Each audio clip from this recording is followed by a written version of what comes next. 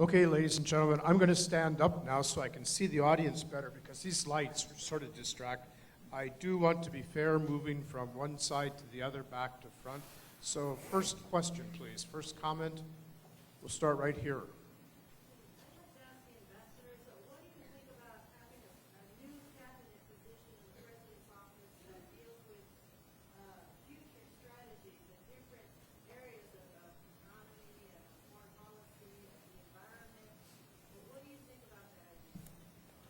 I personally think it's an institutional solution to a human problem, and I don't think you can do. I think we have multiple institutions. We have enough institutions.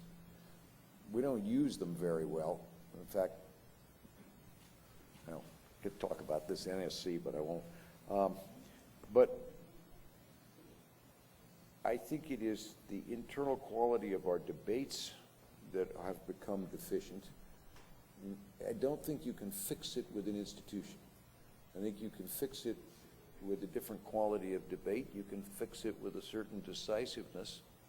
I mean, you can have too much decisiveness. You know, we veer around. I mean, when I worked with second President Bush, when I was ambassador to Afghanistan, he was very decisive. Sometimes I wondered how I'd argue with him if he had his mind made up, but he was actually a lot smarter and more subtle than he let people think. I remember once we were on some video conference from Baghdad, and some general really hyped the thing, and he said, "Well, General," he said, "you know, that's good, but it's better to lowball things, and then people are always surprised." And he said, "I really enjoy it when somebody says, 'Well, that son of a bitch just got out a coherent sentence.'" There was a lot of self-awareness to the man, but he was very decisive. President Obama seems to be on the other end of the spectrum a lot of the time. That's the nature of the president we elect. And then he's got to have, or she is going to have to pick people who will give them alternatives.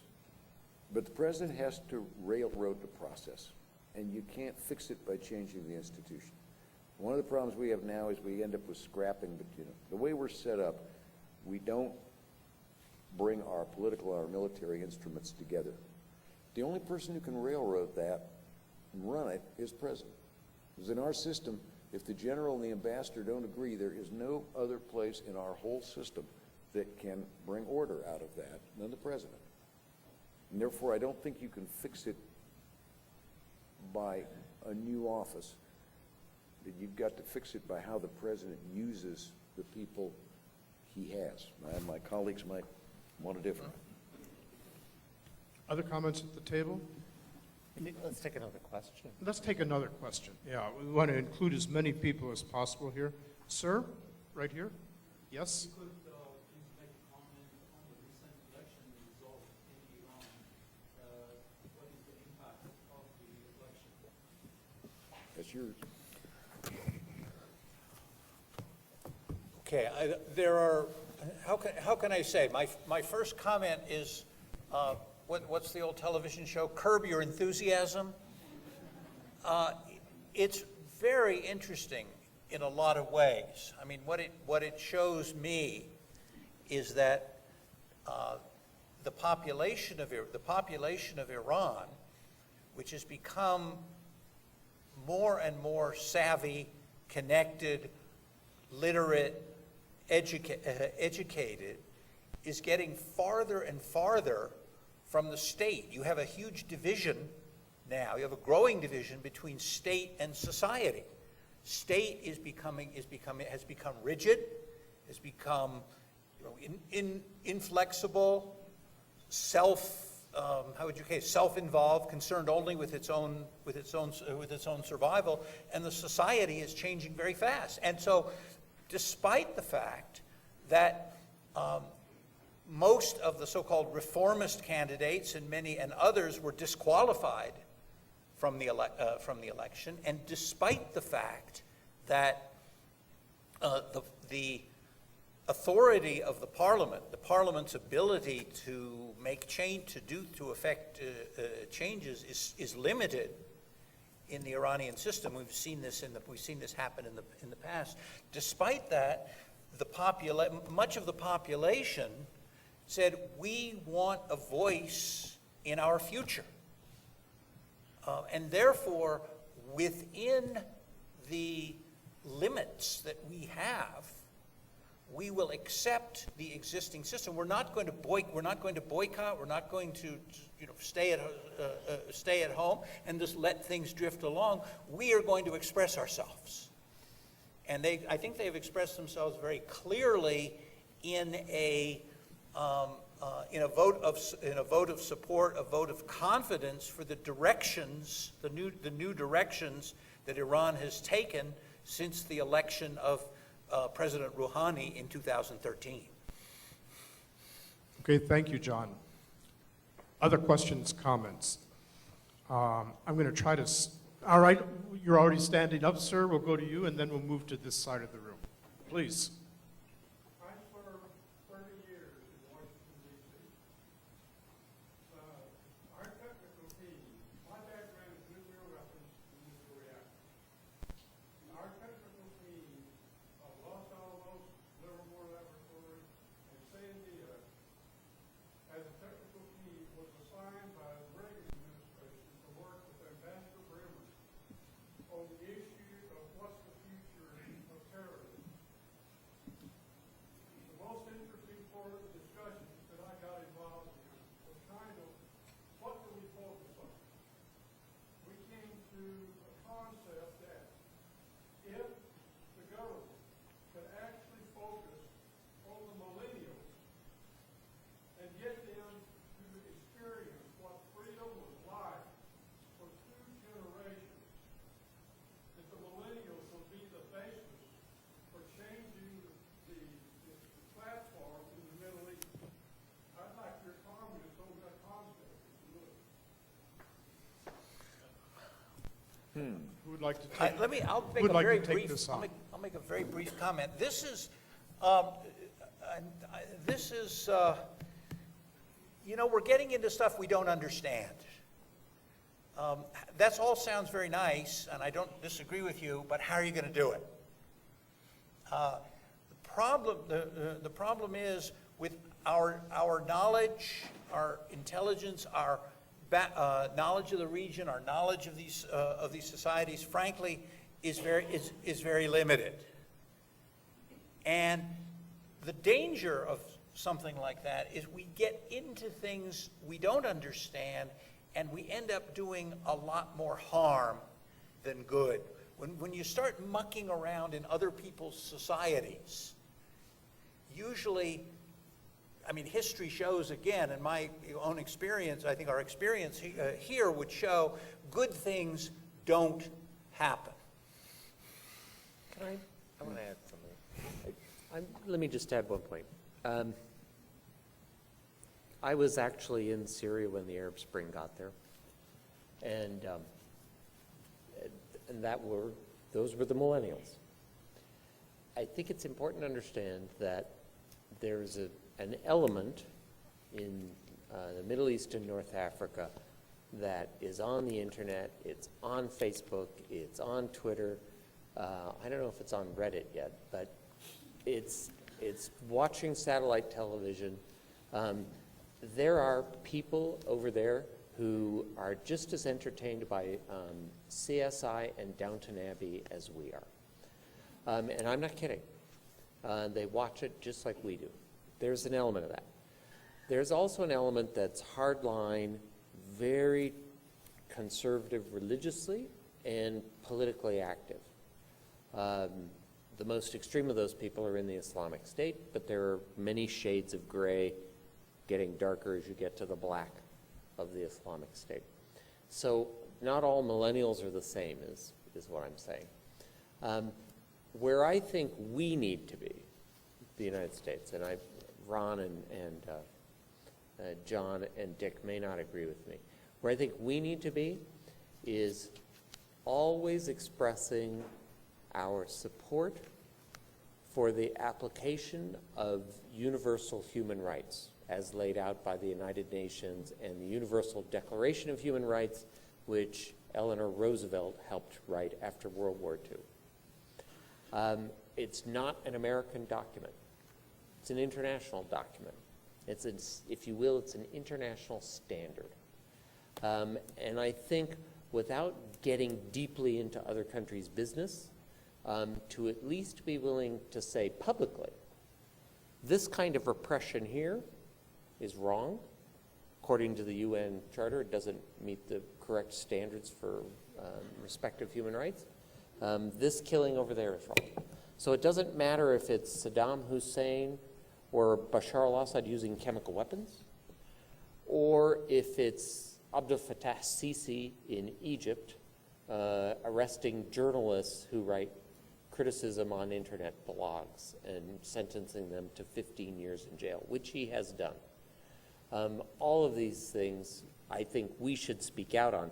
That is very, very different from sending the United States Air Force in. It's very, very different from sending the United States 101st Airborne in. Those, I mean, that's just a whole different thing.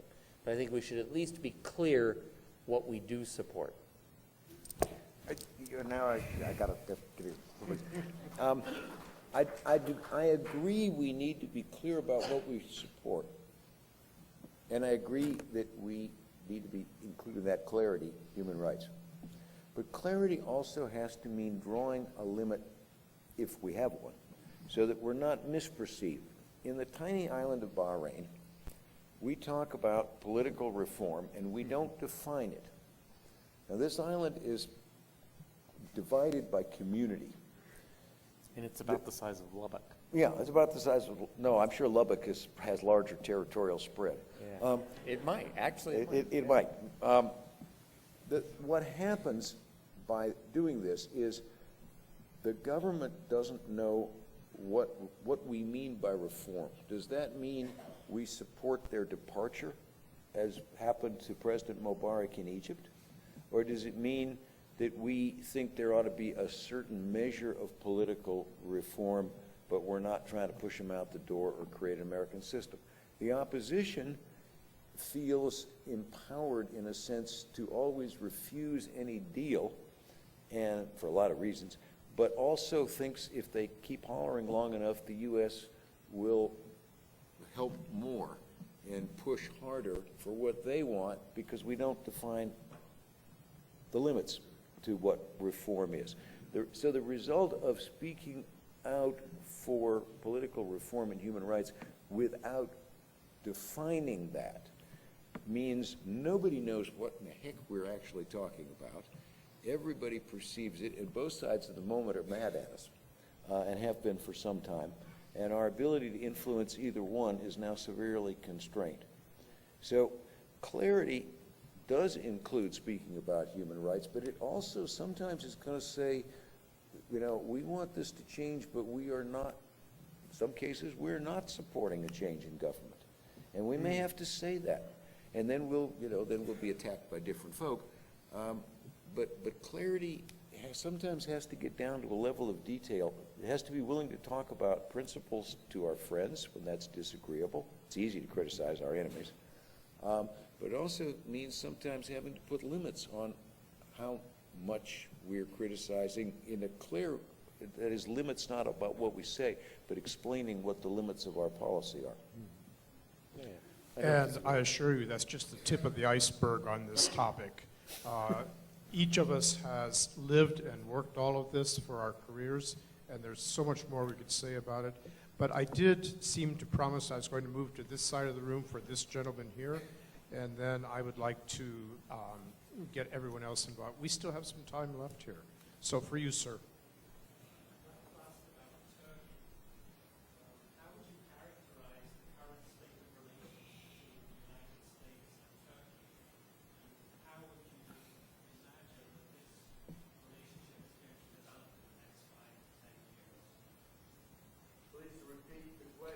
The question was about how we would characterize U.S.-Turkish relations and how we expect those relations will develop.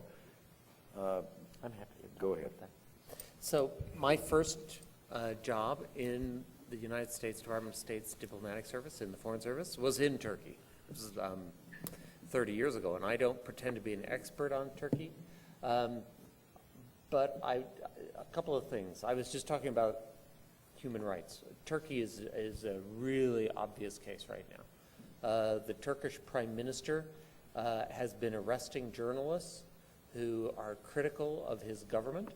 2 days ago, he seized the largest newspaper in the country called Zaman, and he's now, his guys are on the internet literally wiping away its archives. Remarkable. So I sincerely hope that the message in private to the Prime Minister of Turkey is, shame on you. You want to call yourself, a democracy. You want to call yourself a candidate to join the European Union. You're going in exactly the opposite direction. I hope we're being very blunt. I think we are, because yesterday the Turkish media that's loyal to the Prime Minister bitterly attacked our ambassador, John Bass, who I think many of us know. And today in Washington at the daily press conference that the State Department gives, the State Department said that President Obama and Secretary Kerry have the utmost confidence and trust in Ambassador John Bass. So I think we're seeing echoes of that private conversation that must be pretty bumpy. But Turkey is one of these countries. It's a NATO ally. The Russians are bombing targets in Syria just a couple of miles from the Turkish border, and I do mean just a couple miles. I mean within 2 or 3 miles. 3 times since September, Turkish warplanes, not civilian airliners, Russian warplanes have violated Turkish airspace. The Turks shot one down in November, and so I don't think it's out of the realm of imagination. I certainly hope it doesn't get to this, where we could have a real confrontation between NATO and Russia, not in Eastern Europe, but on the Syrian-Turkish border, God forbid. So this is one where we have to deal with Erdogan on the whole Syria issue, including the Russian angle, but I hope at the same time we're having a very serious, tough conversation behind closed doors about what he's doing with the media. Very good. Let's see. Looking across the audience here, I'm going to go all the way to the very back, and then we're going to move up forward again. Sir, if you will, please. Ambassador Ford, I agree with you about failing the journalists, but when Americans prosecute journalists and whistleblowers and make them leave the country, we set the pace for the rest of the world to do this kind of evil thing. We need a free media. I agree. Yeah. I'm not saying that the United States is perfect in the way that it handles human rights. God knows our country can do better too. But as I said, there's a new generation out in the Middle East, and it has higher expectations. And so the stability of those countries will in part depend on how well their governments, including Turkey, Syria, and others, how well those governments begin to adjust and ease up on their own methods of governance. And we should not hesitate to support human rights in those countries. Okay, thank you. Gentleman right here, sir, and then we'll jump back to you, sir. You've each alluded to the idea that a certain amount of chaos is inevitable. I wonder if you would comment on how much chaos you think we can stand. And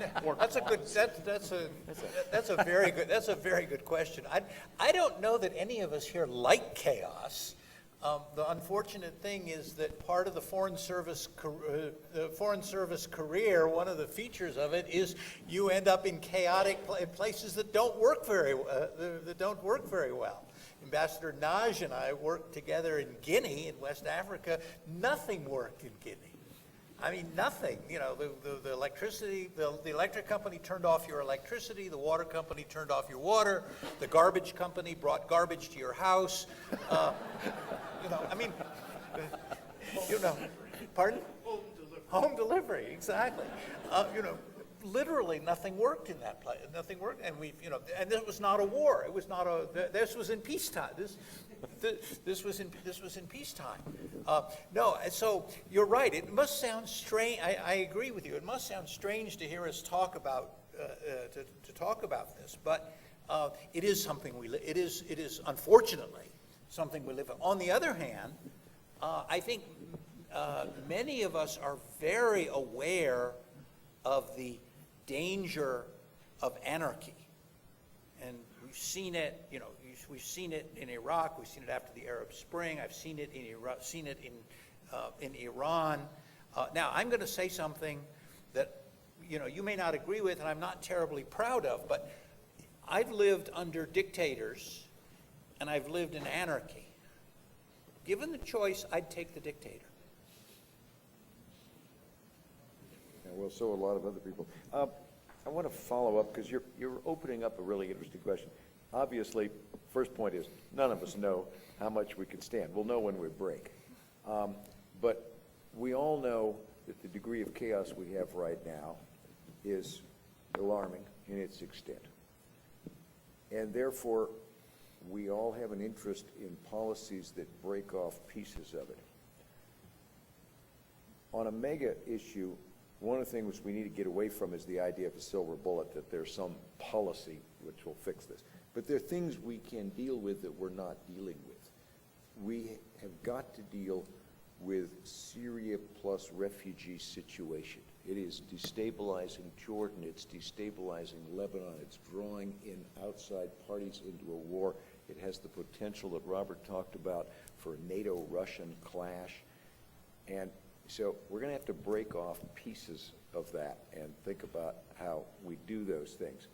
Secondly, this is one of the fascinating or frustrating, depending on your point of view, things that diplomats do for a living. A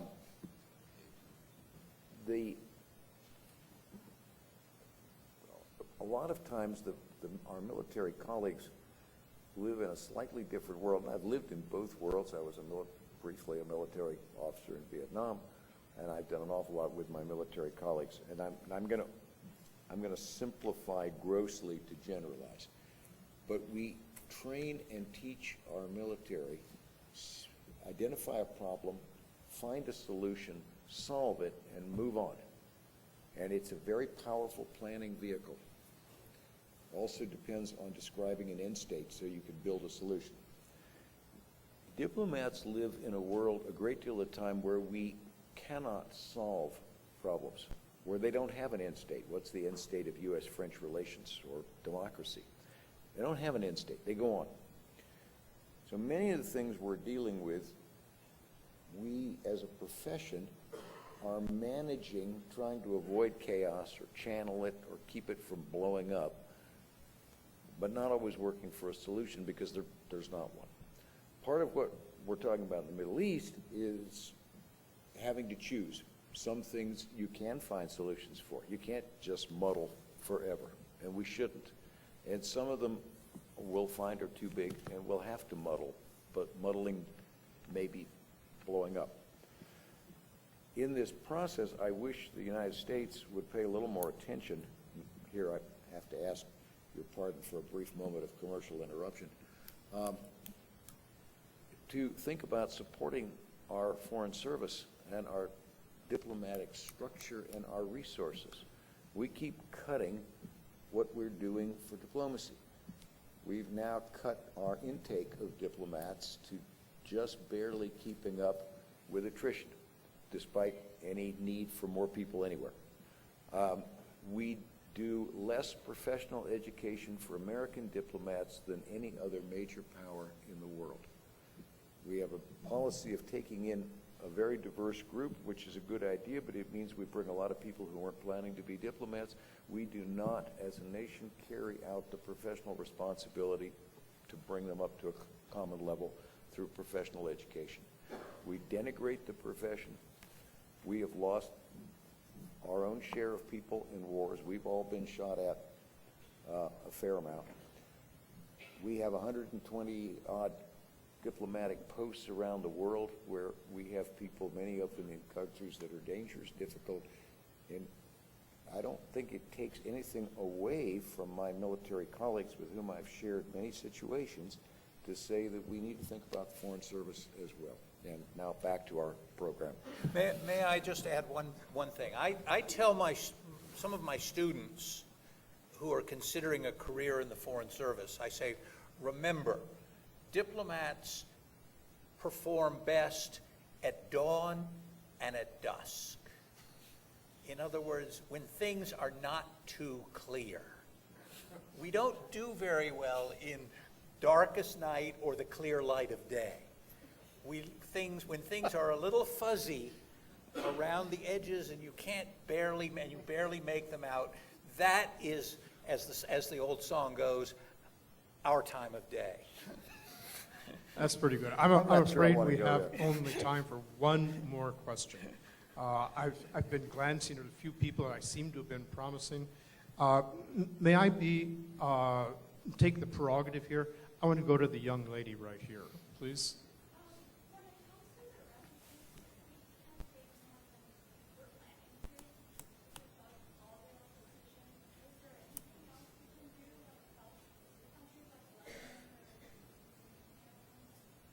I got most of that, but I got, if we can't take all the refugees. Is there more that we can do?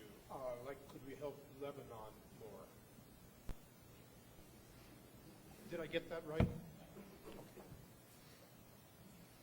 Well, first, I think the United States must take more of the Syrian refugees, and I co-signed a letter to President Obama about that with some other former administration officials last autumn, but I think we should be taking 100,000 a year. That's what leadership is. That'll encourage the Europeans to do more, and they too must do more, but if we don't, they probably won't, and that aggravates the whole problem. Absolutely what you said, Miss, makes sense about helping Lebanon, probably Lebanon more than any other country, because approximately 25% of the people now living in Lebanon are Syrian refugees. So if that was happening in the United States, it would mean we'd have about 80 to 90 million refugees right now. It's just overwhelmed Lebanon, the schools, the infrastructure, the economy. There are Syrians that are taking over very low-paying jobs, which is squeezing the poor in Lebanon. But it's not just Lebanon, it's also Jordan, Turkey to a lesser extent. And so there is an annual effort by the United Nations to organize funding for the refugees. The United States is the biggest single country in terms of contributions. Since 2012, the United States has donated over $5 billion, that's with a B, $5 billion for humanitarian assistance to Syrian refugees and internally displaced people. That's to say people who've had to leave their homes in Syria but have gone to another place in Syria. Over $5 billion. There is no end in sight to that. There is no end in sight to that. So I expect next year it'll be $6 billion or $7 billion. And the year after that, we'll be up to 8 or 9. The numbers are staggering. And that is just a way to keep this from burning down houses in, literally burning down fragile governments in places like Lebanon and Jordan, and to relieve human misery. Ladies and gentlemen, you've been a wonderful audience. I know that some of you have questions. I apologize, we didn't have enough time for me to call on all of you.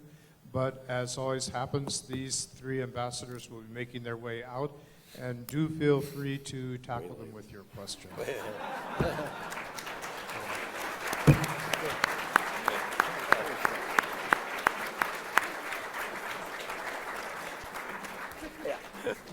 We're way layable. Yes. Clarity? What's clarity?